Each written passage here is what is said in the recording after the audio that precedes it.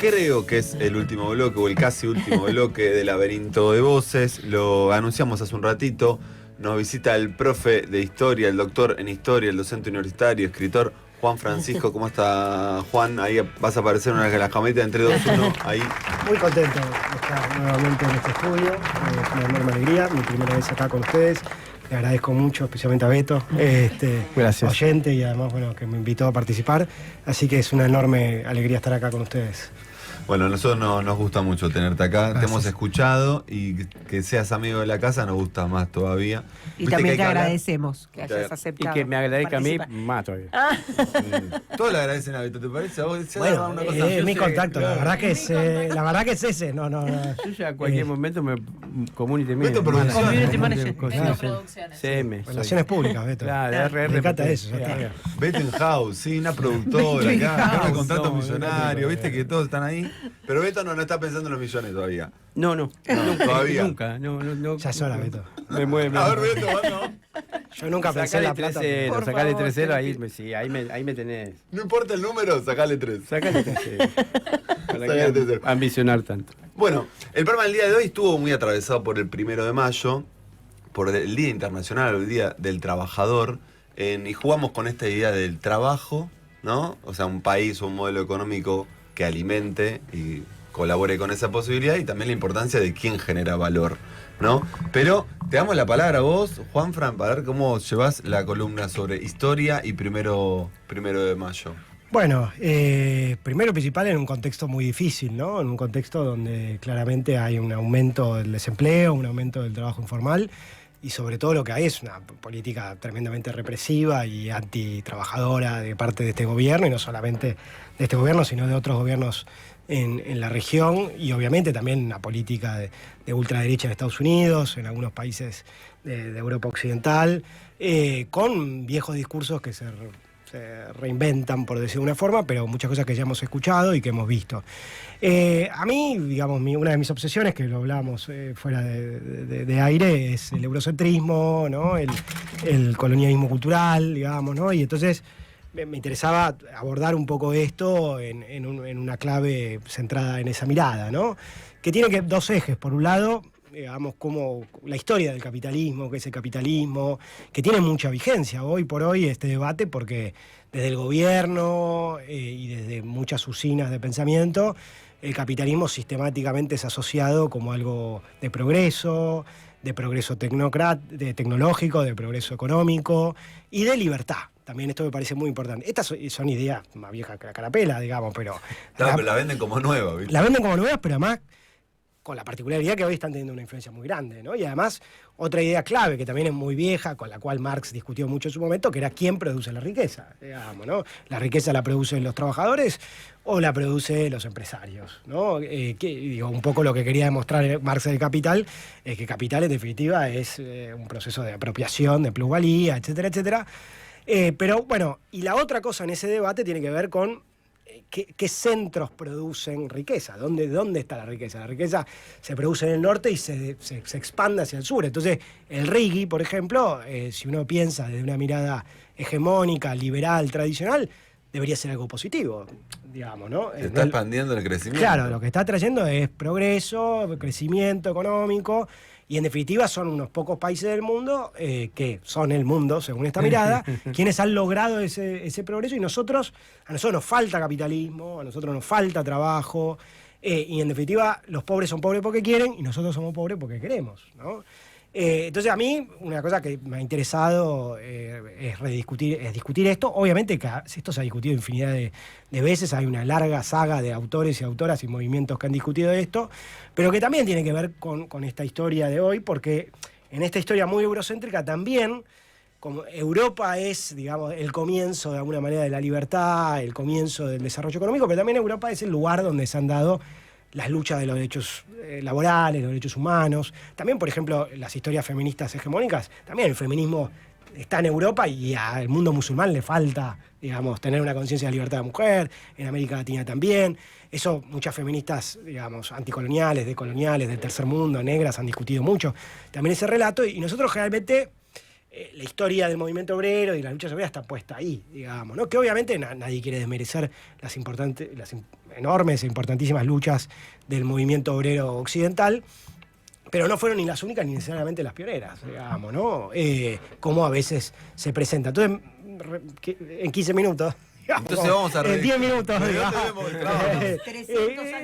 En 10 minutos vamos a discutir esto, ¿no? Si posible, solamente mencionar una cosa. Bueno, primero y principal, el capitalismo no es algo que desde mi punto de vista y el punto de vista de otros autores y autoras surja, digamos, en el siglo XIX, al calor o el XVIII-XIX, al calor de un proceso, digamos, centrado en Occidente, sino fundamentalmente una historia más larga, digamos, que puede arrancar con la conquista de América y que está trazada, el capitalismo en su desarrollo hasta el día de hoy, en una profunda explotación del norte hacia el sur, digamos, de las potencias occidentales hacia el sur, o sea, la dimensión colonial es absolutamente central, no es secundaria, no es menor, digamos, es absolutamente fundamental.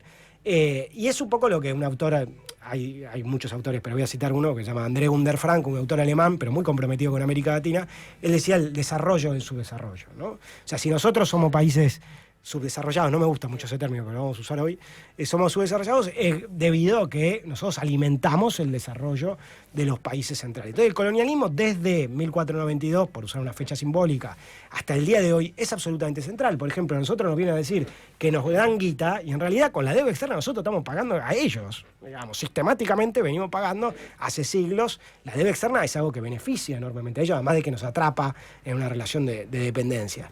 El capitalismo además no ha sido un proceso de trabajo libre. Nosotros estamos muy acostumbrados, de hecho estamos muy acostumbrados a naturalizar los derechos laborales como si fuera algo, digamos, que ha sido hegemónico en la historia de la humanidad. Los derechos laborales, 30 años, ¿cuánto duraron? Claro. Digamos, ¿de qué carajo estamos hablando? Quiero decir, un capitalismo con rostro humano, por decirlo de alguna forma, y con estado de bienestar es una excepción de 40, 50 años que ni siquiera hoy se está cumpliendo en el mundo del norte, frente a una historia de 300, 500, 400 años de hiperexplotación. ¿Está bien?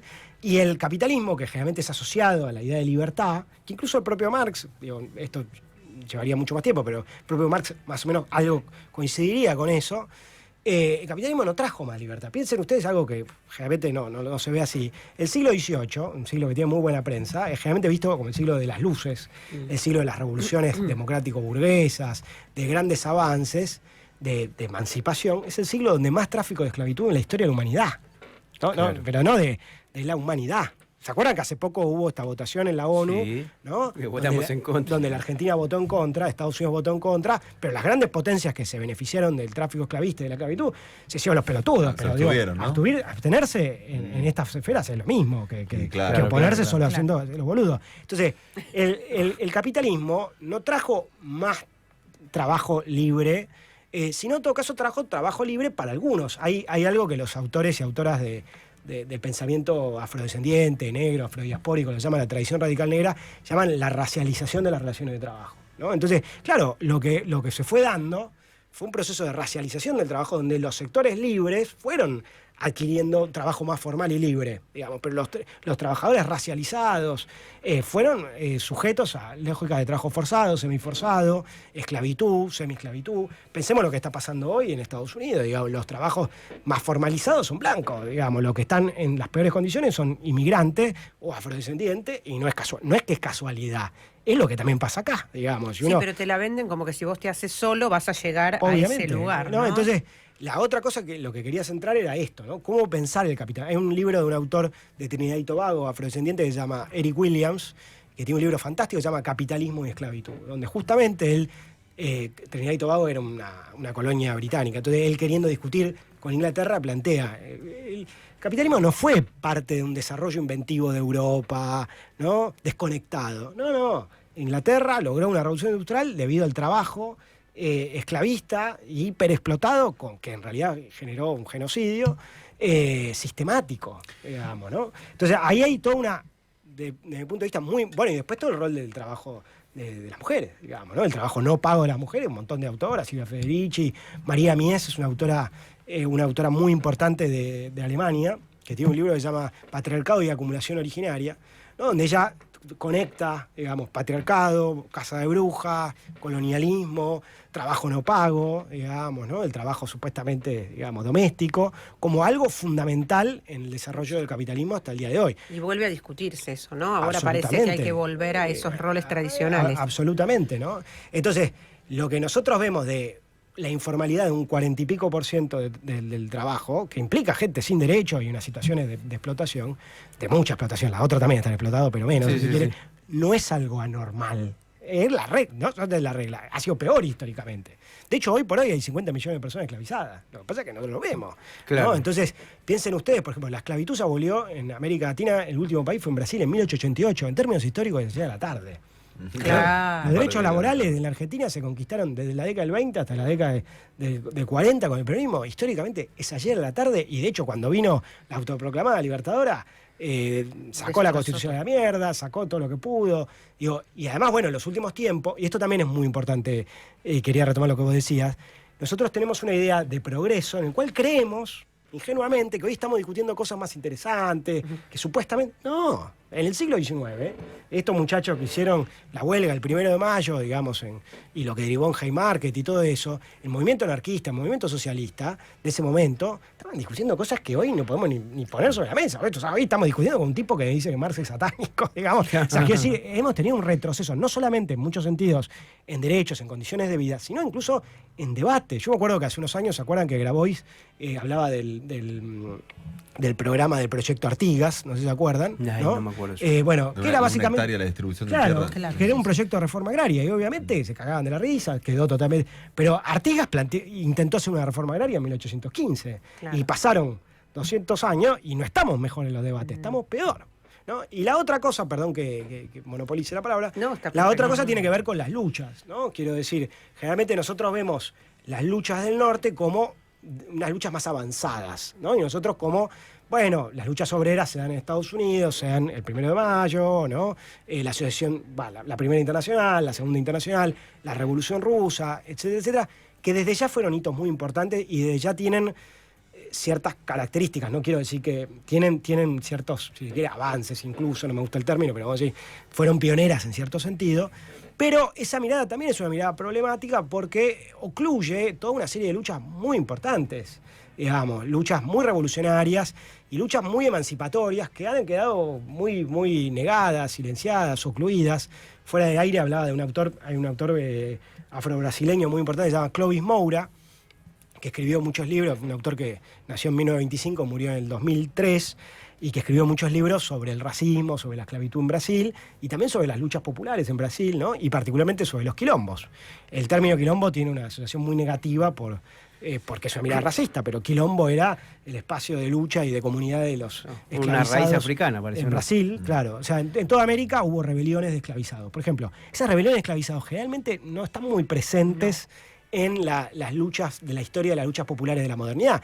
De hecho, generalmente cuando uno piensa en un esclavizado es Espartaco. De hecho, hay la película de Espartaco con Kirk Douglas.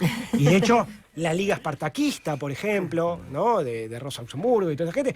Pero no los esclavizados que lucharon en América, en el Caribe, de las cuales la revolución más importante fue la haitiana. Yo me dedico a eso, así que tengo que mencionar a Haití siempre en todos lados. Pero... este autor, Clovis Moura, él tiene un texto donde dice, antes de la Comuna de París, que es súper conocida y que es vista como un antecedente clave, estuvo la Comuna de Palmares. El quilombo de Palmares fue el quilombo más importante de la historia de América, fue un quilombo que duró de 1635 a 1695, hasta finalmente ser derrotado, pero no solamente fue un quilombo, o sea, fueron luchas populares en contra del trabajo esclavizado, que desde esta mirada es absolutamente central para el desarrollo del capitalismo, no es algo periférico, accesorio, sino central, sino que además fueron espacios de lucha muy comunitarias, de ideas de libertad e igualdad, cuando en Europa no estaba eso. Y generalmente, por ejemplo, también, ¿no? Cuando se habla de las condiciones de vida del 1 de mayo, ocurre, o sea, lo que da nacimiento al 1 de mayo como Día Internacional de Trabajadores, ocurre en 1886, ¿no? Y se dice, bueno, trabajaban 18 horas en condiciones muy malas, lo cual es cierto y es terrible, bla, bla. Pero esa es la época de la máxima expansión imperialista europea. ¿Está bien? O sea, claro. Europa conquistó 2/3 partes del mundo. Nosotros tenemos toda la primera colonización del siglo XV, XVI en adelante, y después tenemos una segunda colonización en el siglo XIX, XX, Y en ese momento, en 1886, es el momento donde Europa se está dividiendo África en el Congreso de Berlín y las condiciones de explotación, de trabajo forzado y semiforzado y racialización laboral en África, en Asia y en América son terribles, digamos, ¿no? Y las reacciones frente a eso también son muy grandes y, como decía antes, eso está muy ausente. Entonces, me parece que, bueno, un poco repensar, digamos, la historia del capitalismo, la historia de las luchas y también la historia de cómo tenemos que luchar ahora. No podemos pensar solamente en... Y no podemos pensar en esto de que esto es la excepción, porque es como que, ay, ¿qué está pasando? Qué raro, ¿no? Lo raro fue lo otro. Lo raro, claro, en los periodos. De bienestar. Y también pasa con la democracia. Nosotros en la Argentina pareciera que las dictaduras fueron una excepción, fueron la regla. La democracia también es algo muy reciente y muy excepcional. Justo hablábamos de eso. No, claro, sí, hablamos de eso. Lo que pasa que acá Juanfran lo que hace es que, yo interpreto, ¿no? Que a partir de la fecha 1 de mayo, rediscutir en la relación, ¿qué hace el trabajador? ¿Por qué crea valor? ¿Y qué relaciones de dependencia o no se establecen con una primer potencia o las relaciones de dependencia puede haber con un empleador? Ahora, lo que vos acá sumás es, hay que localizar esa generación de trabajo, o sea, esa persona que está trabajando, ¿no? ¿Desde dónde ve el Día del Trabajador? ¿Lo ve como esclavo? ¿Lo ve como una relación de dependencia? Cuenta propista, claro. Bueno, es que justamente una de las cosas que la derecha está haciendo tanto hincapié, que tiene una dimensión de novedad, porque hay, obviamente... Porque hay cosas nuevas que están pasando. Hay cosas nuevas que están pasando, obviamente.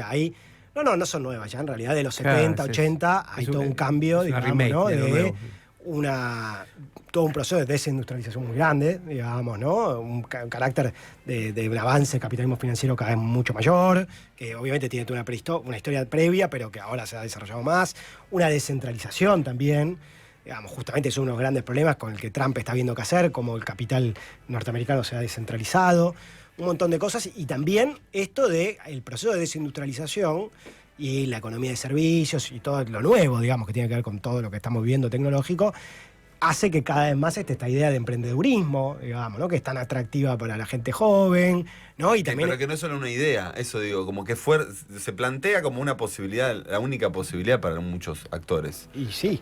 Y sí. es la real, por eso es como... No, pero la está como armado, también. Sí, la expectativa imaginaria. Sí, pero vos fíjate que no, acá digo, lo del emprendedurismo podría ser un emprendedurismo colectivo, quiero decir.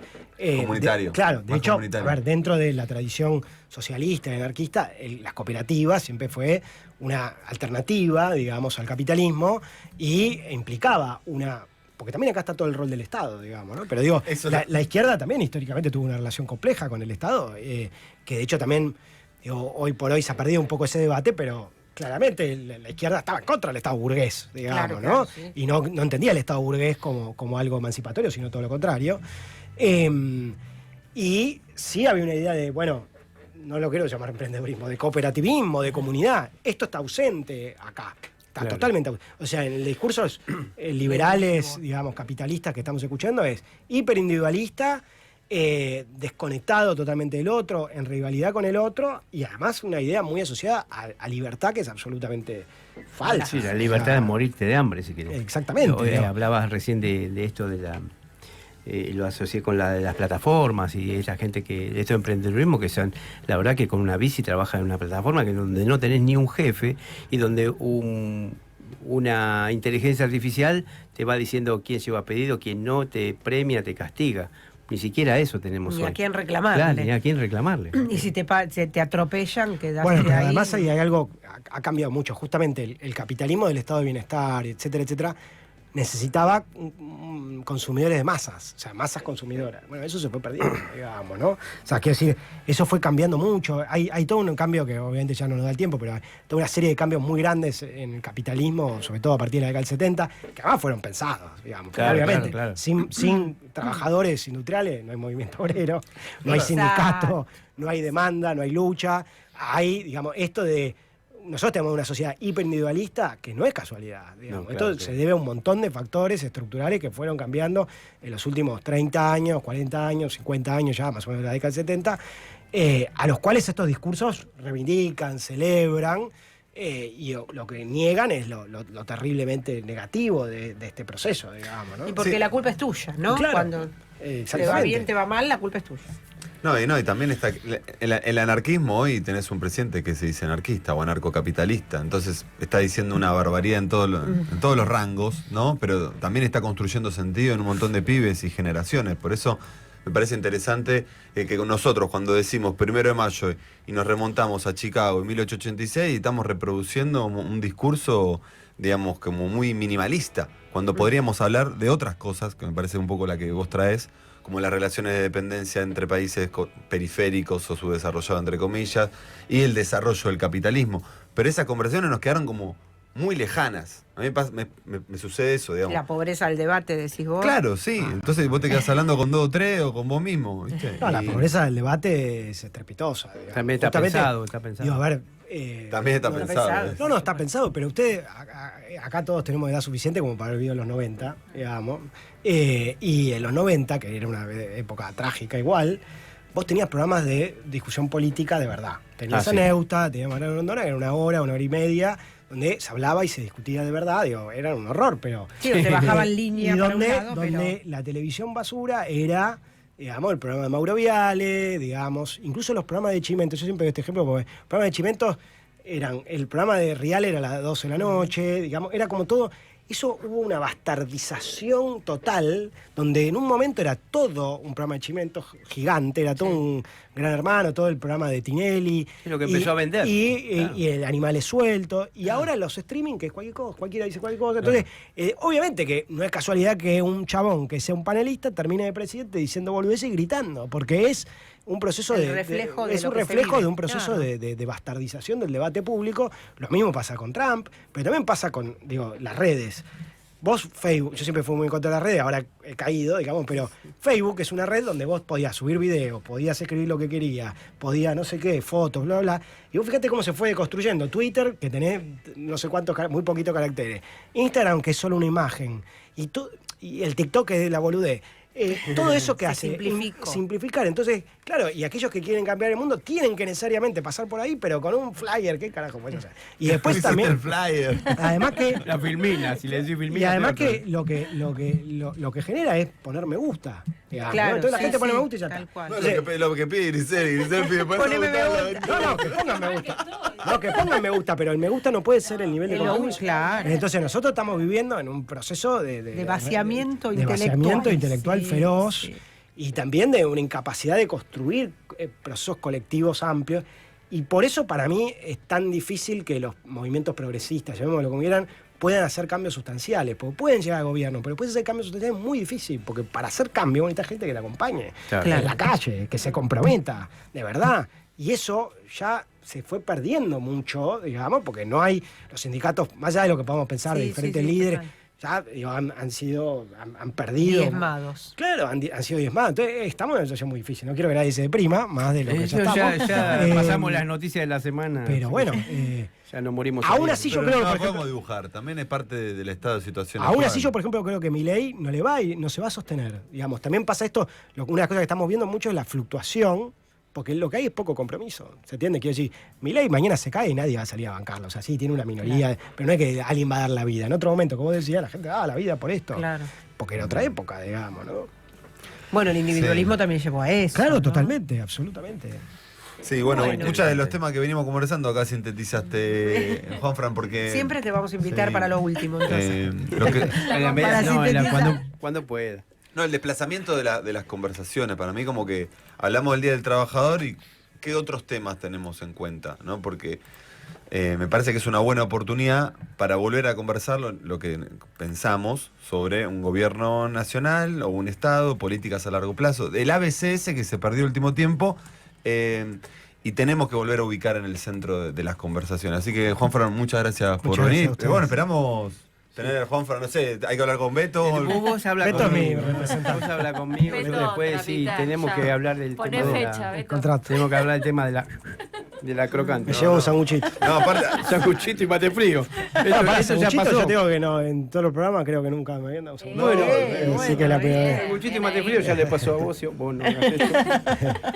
Bueno, estamos llegando al cierre, Sí, ¿no? Grichu, ¿Qué tenemos? Grichura. No sé, ¿Tenemos algo tiempo para un mensajito? Axel, dos ¿debemos mensajitos? algo? Porque ya con los tiempos no debemos Qué nada. Muy bien, somos los únicos Muy desendeudados bien. del barrio. Muy bien.